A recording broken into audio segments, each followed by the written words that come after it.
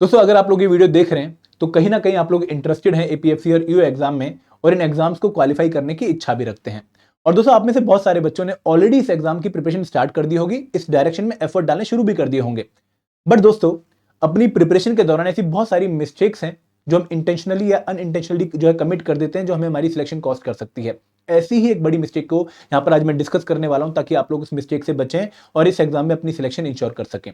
दोस्तों ये मिस्टेक आप लोग मेरा पहला डायग्राम देखते ही समझ गए होंगे। ये मिस्टेक है waiting for the release of notification to start your preparation for APFC and EO exam, या फिर waiting for the release of notification to give pump to your preparation.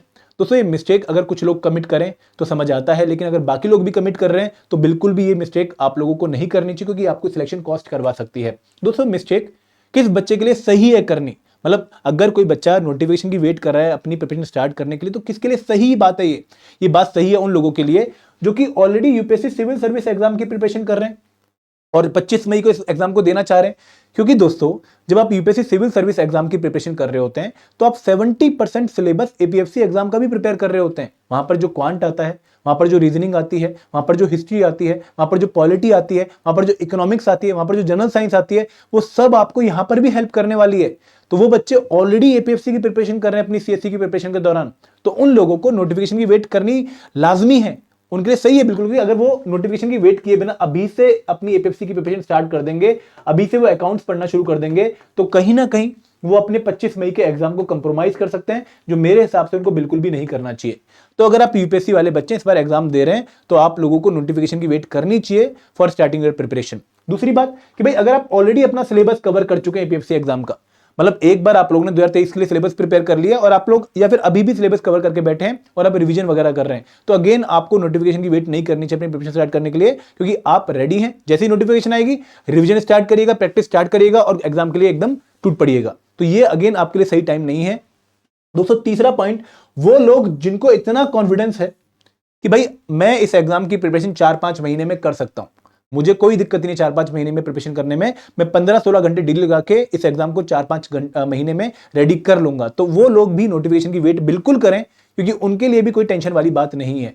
दोस्तों ये बात बहुत समझनी जरूरी है कि भाई किस आदमी को नोटिफिकेशन की वेट करके तैयारी करनी चाहिए। और दोस्तों किन लोगों के लिए जो है ब्लंडर मिस्टेक हो जाएगी, बड़ी मिस्टेक हो जाएगी, वो जो बिगिनर है, जो अभी प्रिपरेशन स्टार्ट कर रहे हैं, तो उनको शायद ये मिस्टेक नहीं कमिट करनी चाहिए। क्योंकि दोस्तों अगर रिक्वेशन चली गई है यूपीएससी को ईपीएफओ की तरफ से तो नोटिफिकेशन आने वाली है अगले 2-3 महीने में, एग्जाम कंडक्ट होगा उसके 4-5 महीने बाद, तो भाई आपके पास बहुत ज्यादा टाइम नहीं है इतना वास्ट सिलेबस कवर करने के लिए कि आप नोटिफिकेशन के बाद प्रिपरेशन स्टार्ट करो। और दूसरी बात कि भाई अगर कोई आदमी जॉब के साथ प्रिपेयर कर रहा है तो उसको अपनी प्रिपरेशन स्टार्ट कर देनी चाहिए ऑलरेडी नोटिफिकेशन की वेट किए बिना, क्योंकि आपके पास तो लिमिटेड टाइम है प्रिपरेशन का, 3-4 घंटे पर डे। तो वो अगर टाइम इतना ही आप डिवोट करोगे, आपको कंपीट करना है उन लोगों से जो कि फुल टाइम प्रिपरेशन कर रहा है, तो कहीं ना कहीं आप लोगों को जो है हेड स्टार्ट लेना पड़ेगा, पहले स्टार्ट करना पड़ेगा। और दोस्तों वो लोग जो एसएससी की तैयारी कर रहे हैं, बैंकिंग की तैयारी कर रहे हैं, रेगुलेटरी बॉडीज की तैयारी कर रहे हैं, क्योंकि दोस्तों आप लोगों ने सिर्फ क्वांट, रीजनिंग, इंग्लिश ही जो है ओवरलैपिंग पढ़ा है, आप लोगों ने जीएस के कंपोनेंट यूपीएससी सीएससी लेवल के नहीं पढ़े हैं, आप लोगों ने अकाउंट्स, आयरन लेबर और सोशल सिक्योरिटी नहीं पढ़ा है, तो आपके लिए लगभग 8-9 कंपोनेंट हो जाते हैं पढ़ने के लिए। तो आप लोगों को इधर आना चाहिए, आप लोगों को पहले प्रिपरेशन स्टार्ट करनी चाहिए। और वो लोग जो प्रिपरेशन कर तो रहे हैं लेकिन कॉन्फिडेंस ही नहीं आ रहा है, तो दोस्तों उन लोगों को भी प्रिपरेशन पहले स्टार्ट करनी चाहिए, क्योंकि आप लोगों को शायद टाइम लगेगा पूरा सिलेबस कवर करने में, अच्छी रिवीजन करने में और कॉन्फिडेंस गेन करने में। दोस्तों काफी लोग मुझे बोलते हैं कि भाई क्यों आप हल्ला मचा रहे हो, क्यों आप बार बार बोल रहे हो कि भाई नोटिफिकेशन आने वाली है। तो सर मैं सिर्फ उन लोगों को गाइड करने की कोशिश कर रहा हूं जिनको लगता है कि भाई हमें पहले स्टार्ट करना चाहिए, हमें इस नोटिफिकेशन की वेट किए बिना प्रिपरेशन स्टार्ट करनी चाहिए। वो लोग जो कॉन्फिडेंट हैं, जिनको लगता है कि भाई नोटिफिकेशन आने ना आने से हमें कोई फर्क नहीं पड़ने वाला, हम तो हमेशा ही रेडी हैं, उन लोगों को मैं कभी भी मैसेज नहीं देना चाहता, क्योंकि भाई आप लोग ऑलरेडी मुझसे मतलब ज्यादा ज्ञान रखते हो इन एग्जाम्स के लिए। समझ रहे हो, ये वीडियो उन लोगों के लिए जो कि अभी परेशान है, जिनको लगता है कि भाई मैं शायद कॉन्फिडेंटली इस एग्जाम को डील नहीं कर पाऊंगा, उन लोगों के लिए टाइम है कि भाई आप अपनी प्रिपरेशन स्टार्ट कर दो, आप अपने एफर्ट अभी से डालने शुरू कर दो, आप अभी से अर्जेंसी क्रिएट करो अपने माइंड में कि यार मेरे पास लिमिटेड टाइम है, मुझे अच्छे से पढ़ना है। दोस्तों आप लोगों ने कभी फील भी किया होगा कि कई बार हम एग्जाम से 2-3 महीने पहले इतना पढ़ लेते हैं कि जो हम पूरे साल में भी नहीं पढ़ पाते। तो क्या वो अर्जेंसी हम अभी से मेंटेन कर सकते हैं? क्योंकि अगर हम अभी से मेंटेन करेंगे ना तो हमारी प्रिपरेशन की क्वालिटी इतनी ज्यादा इंप्रूव हो जाएगी कि हमें एग्जाम निकालने में कोई दिक्कत नहीं आने वाली। तो दोस्तों आप लोग अगर इन कैटेगरी से बिलोंग करते हो तो आपके लिए नोटिफिकेशन की वेट किए बिना तैयारी जो है कर देनी, आप लोगों को स्टार्ट कर देनी चाहिए। आप लोगों को नोटिफिकेशन की वेट नहीं करनी चाहिए for giving pump to your preparation. अब दोस्तों क्यों, why do avoid this mistake? क्योंकि भाई एपीएफसी एग्जाम का सिलेबस बहुत वास्ट है। 3 एरियाज हैं, quant, reasoning, English plus current affair ये पहला एरिया है, जीएस कंपोनेंट एक सेकंड एरिया है, special component including computer knowledge एक थर्ड एरिया है।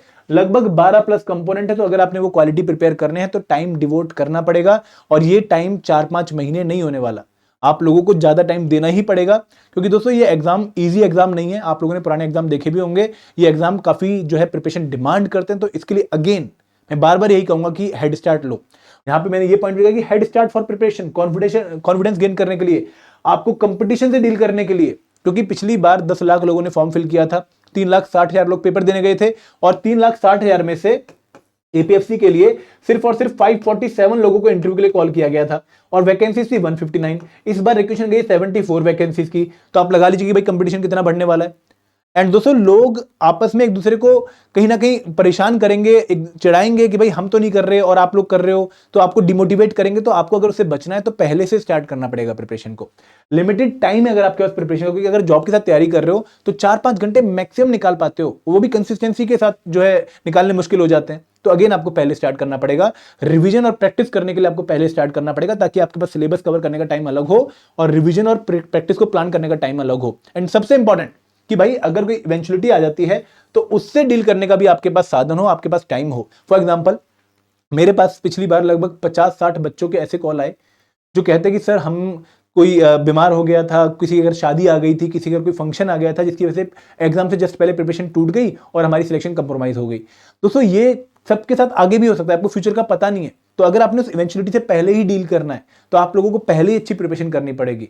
तो जो लोग इन कंडीशन से वाकिफ हैं, जिनको कंडीशन परेशान करती हैं और जिनके लिए कंडीशन रिलेट करते हैं, उन लोगों से मेरा यही निवेदन है कि भाई नोटिफिकेशन की वेट मत करो, अभी अपनी प्रिपरेशन स्टार्ट कर दो।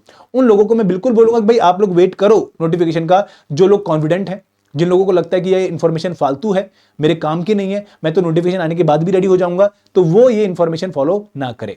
तो दोस्तों ये मेरा मैसेज था सभी बच्चों के लिए कि भाई प्रिपरेशन करनी है तो करो, नहीं करनी है तो मत करो, बट जो भी करो अच्छे से करो।